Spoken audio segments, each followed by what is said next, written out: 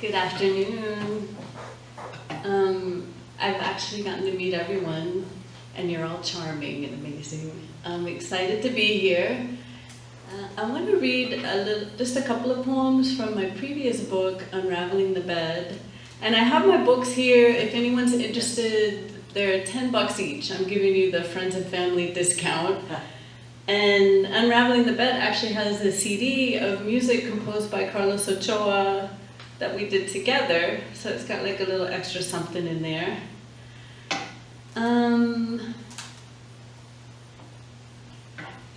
It's been like a summer of survival for me. A summer of kind of returning to my roots and different moments in your life you kind of cycle back and think about your childhood and relive certain things and process them differently or think about them differently. I've had kind of like one of those last few months.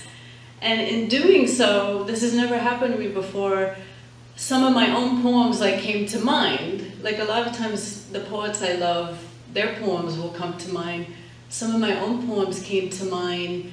And in a strange way, I think the poems are letters that we write to ourselves that we often don't fully even understand until much later. And the poem I wanted to share with you is called Survival Grammar, and this was one of those poems for me. I feel like there's a little message in there that arrived at my now 50 years from my child self. Hey, is this your daughter? With the Shasha publishing, what's your company called? Shasha Digital. Shasha Digital. Okay. Yell at me for telling them. Okay, survival grammar. Waiting for, sitting by, dreaming of. Each preposition lodged between promise and possibility. I used to sit under the arc of each one, my shoulders slouched beneath, if only. My barefoot verbs scampering through the city, chasing my 9-year-old nouns, girl-shaped and thriving. The child whose lamb's wool head must be sheared to uproot the tangles. The dandelion jaundiced child, the one-eyed ballerina, the play doctor scoliosis child, the wolf child, stomach growling, feather light, and fatherless. The aching belly over-mothered child. I've chased them all down. With me they reside. I am the slapstick, the knock-knock, the riddle of cotton. I am the fever rising up from the violin, the breath trembling the reed. I love, I love. I am that rhyme. I was drawn from the marrow, carved from that bone. Not struck by or caught in, I am the storm and the branch resisting the tree's vertigo.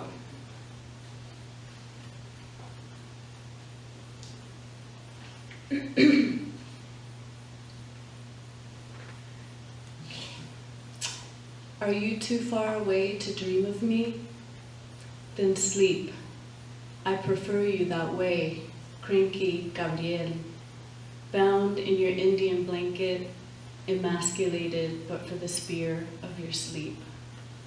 This is when you are most pure. This is when the moon casts her doubts on your ancestry. You are Chino, cave dweller, man of the clay pot and skyscraper. Sleep, I'll do the rest. Woman is the only synonym for labor, and invention the only profession. I do it well. At the bank, I unleash our debt from its yelp. I carry home the church in a child's baptismal shoe. I divide myself into loaves. I conjure soup from a bone. So that's Unraveling the Bed. Is the mic too loud? I feel like it's echoey or something. It's okay? Okay.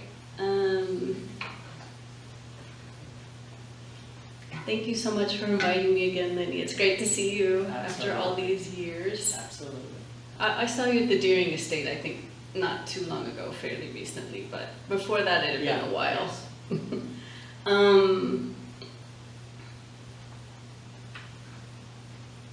So I was telling Lynnie early on, before everyone arrived, that this book really began in my belly, in terms of when I was pregnant with the 13-year-old sitting right up there, who's not even listening to my reading. That's what she should be ignoring me. She's a teenager, right?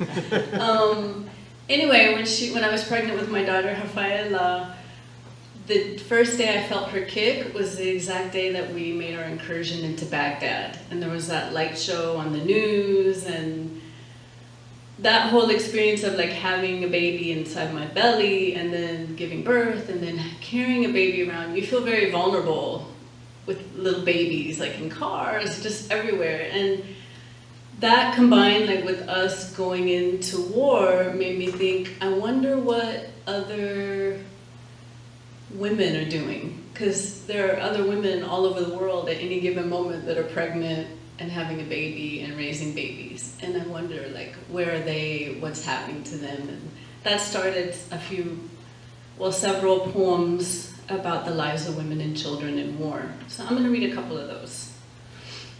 I'll start with one called Like Music.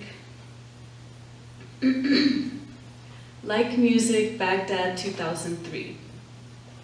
Rain beneath the cypress canopy, you were this voice, this natural wish for water. Leaf girl, waiting for rain, winding inside your mother's burqa, wrists waving, strings of hair lisping in the wind. Each morning the dream showers woke to flowers of grain sifting from your mother's fingers to the metal pan in her lap, until they came with their thunder, roar, shock, and awe. White clouds crackling, sandals and ankles exploding, carpets and leather bodies washed away in a rubber-tired death metal Humvee riff. A rivulet of blood trickles towards your jawline. You raise a finger to your ear and tilt your head to begin the search for listening.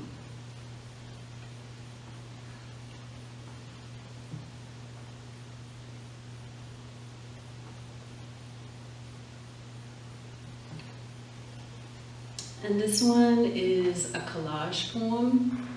So it has kind of like 3 strands running through it, a few like lines about like the lack of water and how water like in the different encampments in Iraq and well in lots of places in the world, water has to be used for so many different purposes, the same water used for so many purposes. So there's a strand that kind of going through, and then there's a strand of what would it be like from the eyes of a child to be in one of these refugee camps.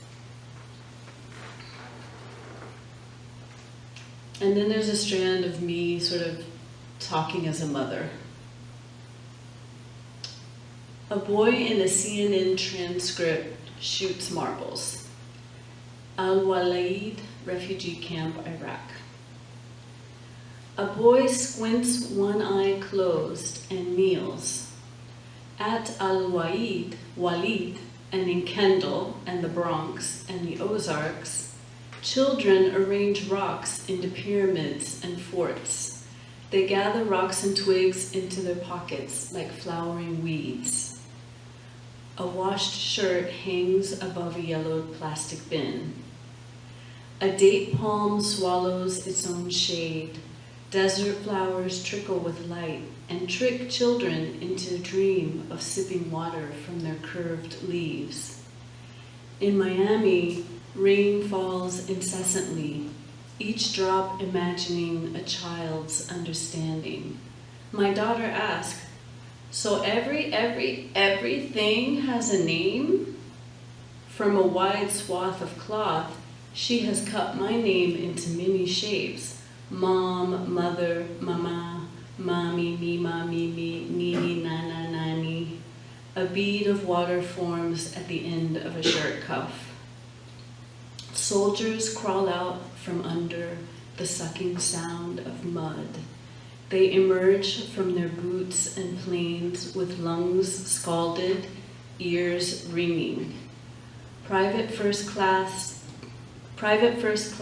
Rusty Murphy, you once wore flammable PJs and tapped out drum solos on pot pie tins. Will Schultz, your iron jaw and steel-eyed silence were forged in the furnace of your father's combine. Corporal Osvaldo Clemente, each Christmas Eve, you played baby Jesus to your 7 sisters swaddling, and later Joseph, and later the North Star. A rivulet from the plastic bin is scrubbed into a dirty dish. At Al-Walaid refugee camp, and in Baghdad, Kirkuk, Phoenix, and Memphis, the purpose of hide and seek is to find. A child exhilarates in calling out her coordinates. The descendants of horses, children gallop on sticks and brooms, chipping away at the earth with tender heels. My daughter appears in a sheath of purple silk. Her sandals poke out like puppets. Purple waves crash in silk folds. The cloth whirls into a violet center. She dances around it. Purple, a violent pony only she can ride. Purple, a baby prince swaddled in her arm's lunar curve. A cup of water is strained and boiled for tea. What is the weight of war? A boy kneels and squints. He shoots a marble into the desert. Kneecap, shallow pan of bone. How much do you weigh? In 2003, a 2,000-pound statue is toppled in Firdos Square. In 2011, a 160-pound terrorist is captured, killed, and buried. In that time, my daughter has grown to 57 pounds. She asks, so numbers just go on and on and on?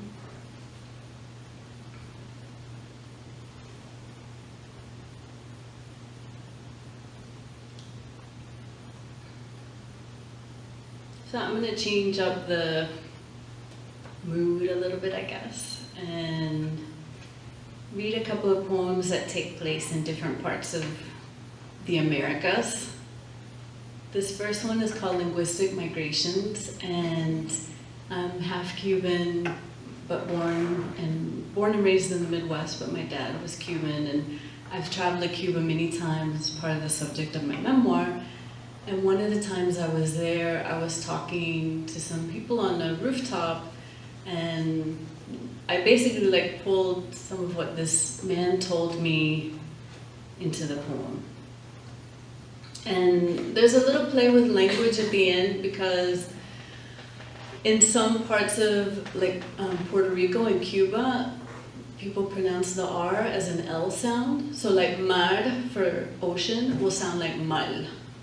So the poem plays with that a little bit at the end, you'll see. And I have a little quote by Antonio Machado, Caminante no hay camino, se hace el camino al andar. So you make your path as you walk it. Linguistic Migrations. 1998, La Habana. He stands on a rooftop, the sea's silver fabric shifting behind him. One green eye, one gold, his peppery thumb and forefinger smolder. I would do it, he scoffs. His wife squints in the sun and stares at her shoe. I'd do it in a second, he insists. His wife shuffles off to boil the day's water. He stands immobile, legs squared like a compass's sharp pins hurled toward any rooftop. I would throw myself to the sea. He almost says, lanzarme al mar, but hungry Spaniards escaping Dog Island 300 years before beat him to that word, lopping off the R's curve, closing it with their rapiers and setting refugees on this new path. Cubans still splashing to the sea with their hatchet's dull edge, al mal, al mal, al mal.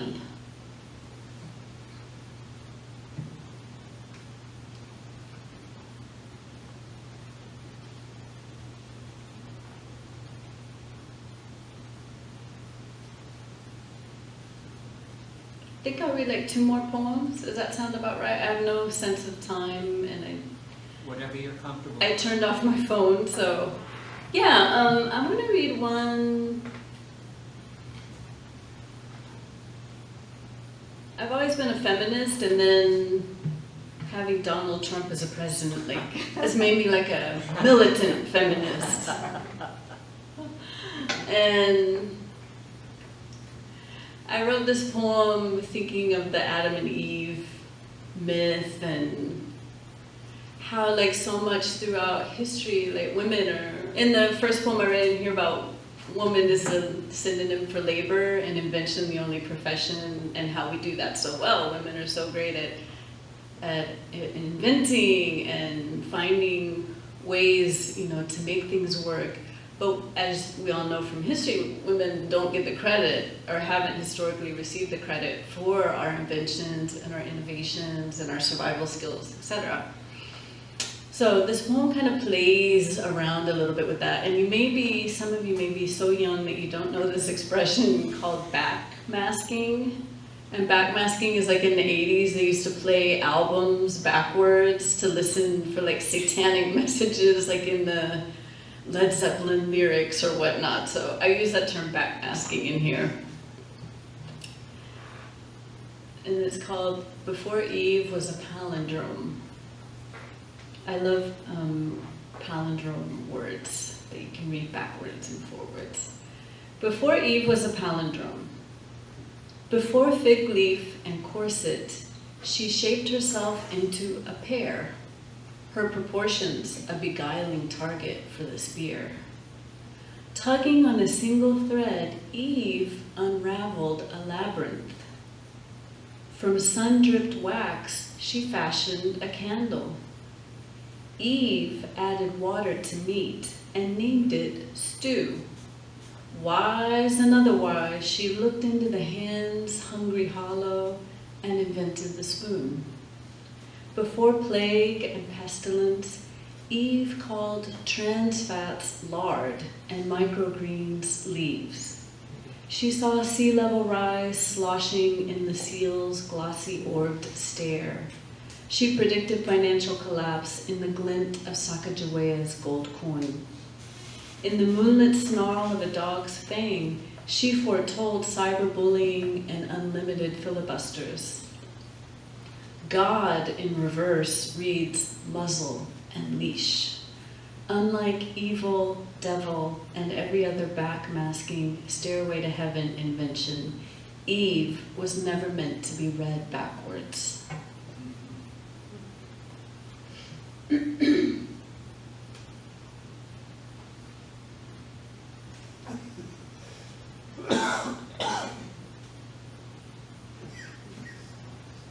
Actually, I'm going to end on, if you're from Missouri, I apologize in advance. This is, of all the poems, this is the most sort of spoken wordy, sort of sounding one, and it came from an exercise that I asked my students to do based on a poem by Sandra Cisneros called You Bring Out the Mexican in Me. I don't know if anybody's ever read it, but I had my student write a poem like You Bring Out the Blank in Me, and they could fill in whatever that was, and I thought, oh, I should try to write one. Shouldn't ask my students to do things that I haven't done. So I started writing one, and it morphed into this poem about Missouri where I grew up, and at the same time as I was writing this book, the Ferguson thing happened, and then since that, been so much with the Black Lives Matter movement, and I think there's been a heightened awareness of how dangerous it is to be a black man just in the world and in traffic and with cops, etc. So the poem starts out very personal. I grew up in a tiny little rural, very segregated rural town in Missouri. It starts out really personal and then opens up to the larger political, the personal political, a la Adrienne Rich.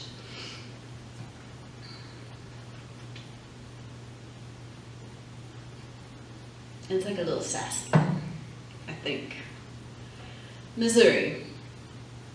You are the bastard in me, the self-identified UFO in me, the Diana Ross summer of '68 love child in me.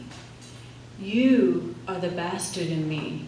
The canned fruit cocktail and Vienna sausages for dinner, the shush the dog when bill collectors come knocking, the made-up father typed on a falsified birth certificate, the pyramid scheme of my birth.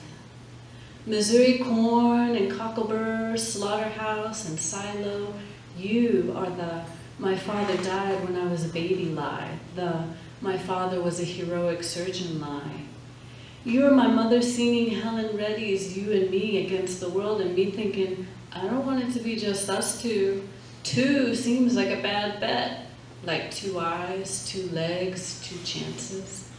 Missouri Mad Dog, Missouri Moonshine, you are the bastard in me, the bound by last name brand of distillery, the you're a Smith at the Johnson or Whiten in me. Missouri Mule, bass-ackwards fool, bellwether turned center right, you're the show-me state, and home of Congressman Aiken's, not ironic phrase, legitimate rape. Convergence of 2 rivers, Missouri, my fluvial twin. I am the one-eyed wolf staring from your bluffs, the quarry in your limestone. I am the chance-born, the vernacular, the intractable, the monocular, the one-eye blind, third-eye oracular in you. Missouri from the Boot Hill to Old St. Louis, my border state of misery. Missouri of the DAR and Knights of Columbus, segregated cemeteries and crosses burning at the junction. Missouri homegrown, corn pone, a tough row to hoe. Missouri of the N-word sprung from sheriff's holsters at every turn. Missouri of daytime nods and hooded vengeance. Ferguson, you're the Missouri I've always known. The Missouri I was white enough to see from a safe distance. Michael Brown shot and left for dead. Missouri, you are the Midwest with a southern twang, home of Jim the Slave and his author Mark Twain, the betwixt and between of you, the border state brutality of you lives on. As for me, I don't need a paternity test or DNA sample to prove what is in me. Slave owner, sharecropper, peace marcher, and bourgeoisie, all in me, because I'm a bastard. I'm the original sin, and you are my family tree. Thank you.